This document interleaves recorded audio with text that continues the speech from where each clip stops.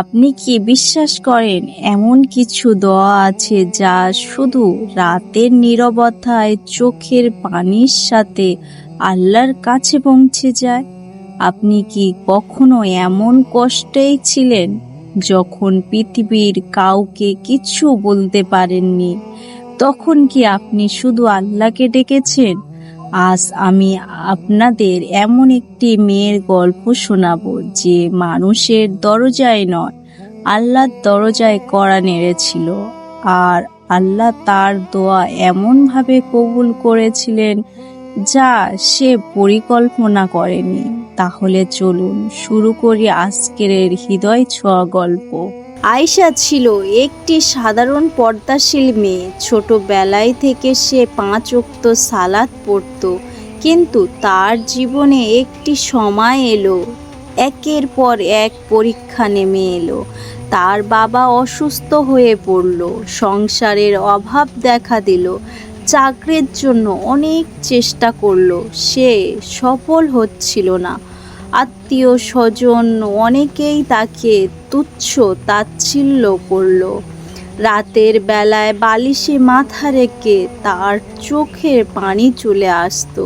একদিন সে নিজেকে মনে মনে বলল, আজ থেকে আমি মানুষের কাছে অভিযোগ করা বন্ধ করব।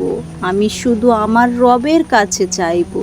সেই রাত থেকেই তার জীবনে নতুন অধ্যায় শুরু হলো। অধ্যায়টি হলো তাহাজ্জুদের নামাজ।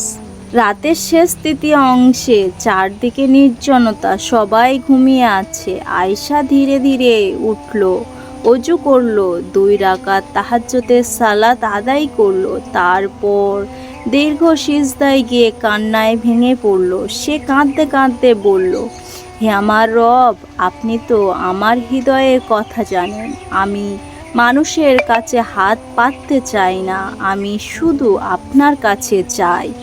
যদি আমার জন্য কল্যাণকর হয় তাহলে আমাকে একটি হালাল ও সম্মানজনক চাকরি দিন। আমার বাবাকে শিফা দান করুন আর আমার অন্তরকে শান্তিতে ভরিয়ে। সেদিন তার চোখ থেকে আঁচড় যেন থামছিল না, কিন্তু সিজদা থেকে মাথা ওঠানো তার মনে এক অদ্ভুত প্রশান্তি নেমে এলো। সে মনে মনে বলল, হে আমার রব, আমি আমার সকল চাওয়া পাওয়া আপনার হাতে ছেড়ে দিলাম। আপনি যা করবেন সেটা আমার জন্য কল্যাণকর হবে। তারপর কয়েকদিন কেটে গেল, 1 সপ্তাহ, তারপরেও বাহ্যিকভাবে তেমন কোনো পরিবর্তন দেখা গেল না। কিন্তু আয়েশা তাহাজ্জুদ ছাড়েনি। সে প্রতিদিন নিজেকে বলতো, আমার কাজ দোয়া করা কবুল করার সময় আল্লাহ সবচেয়ে ভালো জানেন। তারপরে একদিন এমন ঘটনা ঘটলো যা তার পুরো জীবনটা বদলে দিতে শুরু করলো। তার বাবা সুস্থ হয়ে গেল, সে ভালো জায়গায় চাকরি পেল, তার জীবনটা এখন খুবই আনন্দ।